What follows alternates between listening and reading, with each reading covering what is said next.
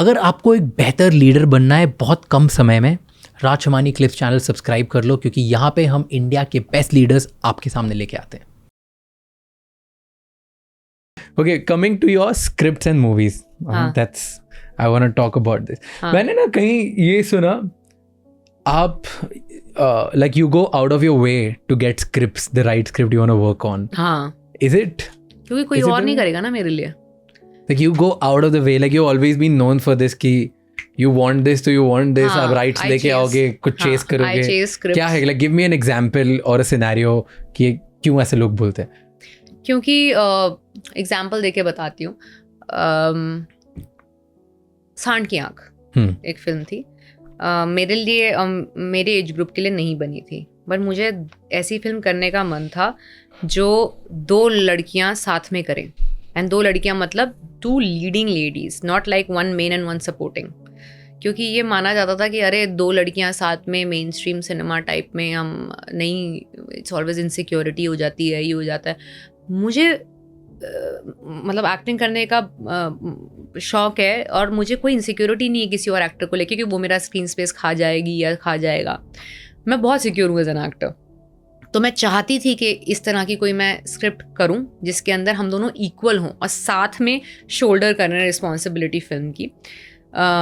तो इसलिए I went out of my way to hunt for such a script. And तब मुझे पता चला कि तुषार के पास एक स्क्रिप्ट है जो 2 औरतों की है. मुझे नहीं पता था तो 2 बुढ़ी औरतें हैं. Okay. तो मुझे पता चला था कि 2 औरतों की कहानी है. तो मैं गई उससे मिलने के लिए और उसने मुझे मिलते ही कहा बट मेरी कहानी तो 2 बुढ़ी औरतों के बारे में है.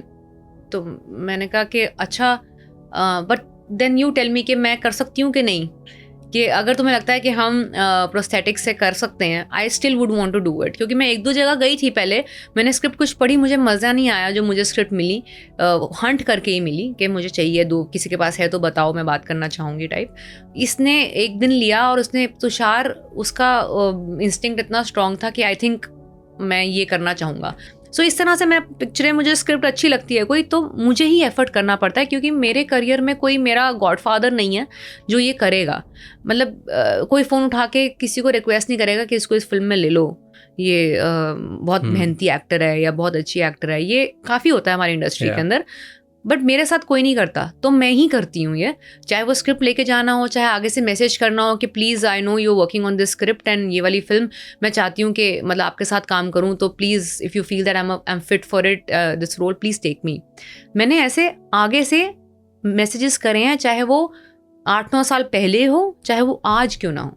आज भी मैं खुद ही फ़ोन उठा के खुद ही मैसेज करती हूँ लोगों को कि मेरे को आपके साथ काम करना है, आप अगर किसी फिल्म में काम करो या मुझे पता है आप इस फिल्म में काम करो, क्या मैं कर सकती हूँ.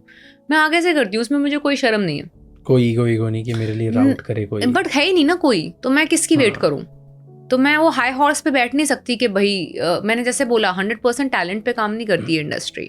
Right place at the right time and the right approach also helps. So talent के अलावा क्या क्या चाहिए होता है इन ऑर्डर टू ग्रो? अच्छी किस्मत. उसके अलावा और वही होता है भाई, लक और अच्छे कॉन्टैक्ट्स आपके इंडस्ट्री के अंदर, क्योंकि वो एक्सेस पॉइंट बहुत क्रिटिकल है. देखो कोई भी रोल ऐसा नहीं होता जिसको सिर्फ यही इंसान कर सकता है, उसके अलावा तो कोई और कर ही नहीं पाएगा. Let's be real and practical, ऐसा नहीं होता है. सो अगर आप सही समय पे सही जगह पे हो तो हो सकता है आपको मिल जाए, या आपकी लाइफ के अंदर कोई ऐसा गॉडफादर है जो फ़ोन उठा के आप लोगों को बोल सकता है कि आप इसको ले लो, तो आपको मिल सकता है. या फिर आप खुद ही अपॉर्चुनिटी क्रिएट कर लो ऐसी कि आपको वो स्क्रिप्ट आप ही ढूंढ के लेकर आओ, आप ही पैकेज करो. ऐसे हो सकता है. यही तरीके हैं वो करने के, और कोई तरीका नहीं है. और यहाँ तो फैमिली बैकग्राउंड हो तो वही एक्सेस पॉइंट हो गया ना. कोई फोन करके करता है आपको, वो बोलता है अच्छा मेरी बेटी है या मेरी बहन है या फिर मेरे जान पहचान की है या मेरी फ्रेंड की बेटी है, आप इसको ले लो. वो होता है इंडस्ट्री में, आज तक होता है. बट इज इट उनका सक्सेस रेट ज्यादा होता है कि ऐसा कुछ होता है? सी देखो सक्सेस ये लाइक लेट्स जस्ट नेपोटिज्म और व्हाटएवर द वर्ड इज कि जो मेरे घर वाले हैं मैं उनको ही सपोर्ट करूँ. हर इंडस्ट्री में it's not just Bollywood favouritism. ये बिजनेस में भी होता है कि बिजनेसमैन का बेटा या बेटी वही चेयरमैन बनेगी, कोई भी डिजर्विंग हो या ना हो वो बनता रहता है, राइट? और ये हर इंडस्ट्री में चलता रहता है, राइट? क्योंकि घर में कॉन्वर्सेशंस होती है, एक्सेस होता है, सब चीजें, multiple reasons. But this is very like audience facing, तो ऑडियंस को नहीं अच्छा लगा तो ऑडियंस तुम्हें भगा देगी. But do you still feel कि किसी तरह से because you are from the film background तुम्हारी इमेज और तुम्हारा टैलेंट या तुम्हारी मूवीज इस तरीके से पोर्ट्रे किया जाएगा तुम्हें कि नहीं भी अच्छा लगेंगे लोग को, तो किसी ना किसी तरह तुम्हारी आदत लगा दी जाएगी और तुम चल जाओगे? देखो ये होता है, देखो सक्सेस इन आवर इंडस्ट्री ना is a lot perception based. It's always not about any specific number. It's very perception based. एक तो हमारी ऑडियंस को जो आजकल चस्का लग गया नंबर डिस्कस करने का ना, उनको इतना भी नहीं समझ अभी तक कि एक पिक्चर बनती कितने में है और वो कलेक्ट कितना करती है. उसका जो डिफरेंस है ना वो बताता है कितनी बड़ी हिट है फ्लॉप है पिक्चर.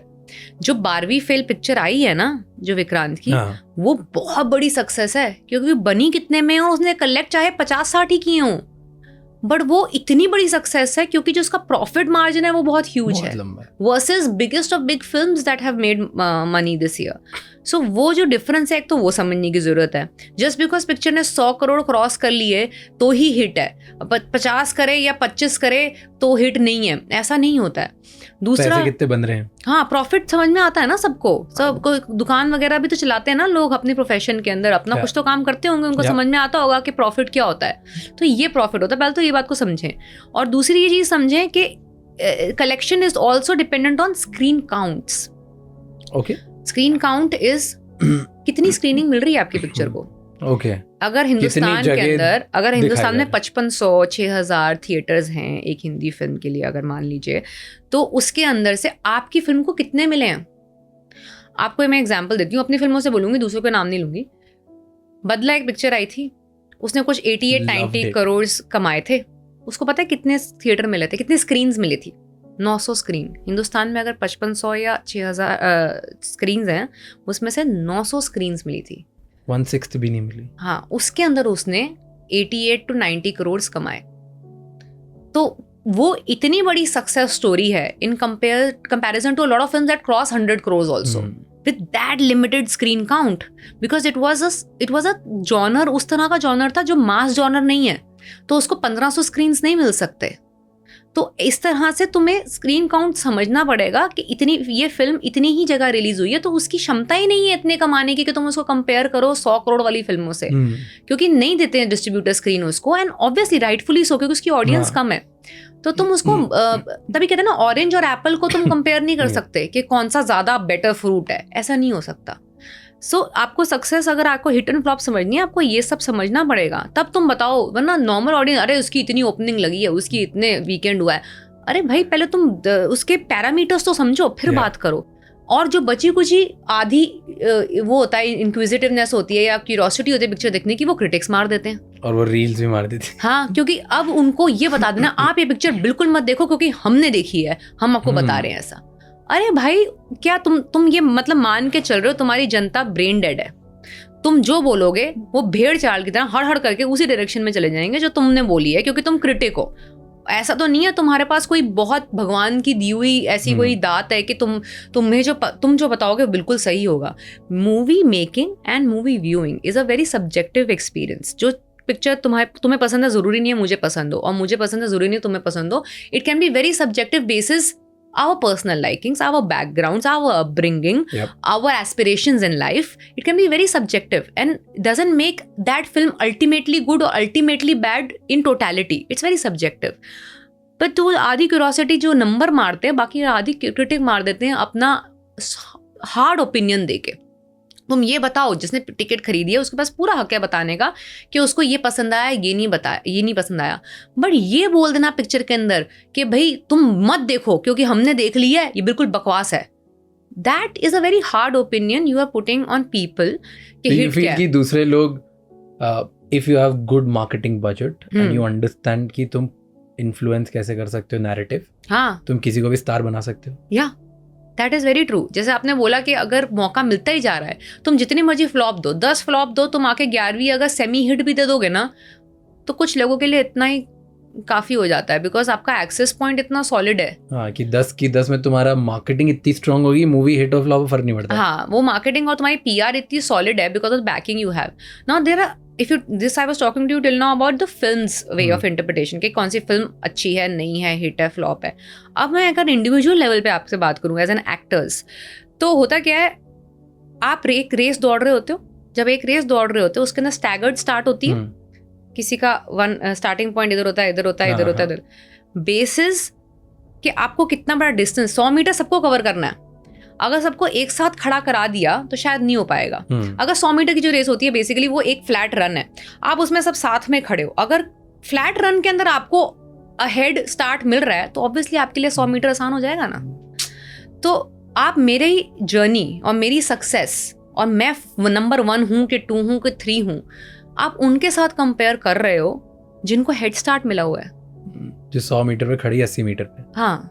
तो आप उन लोगों के साथ कंपेयर करके कैसे बता रहे हो कि मैं नंबर 1 नहीं हूँ या नंबर 2 हूँ या 3 हूँ.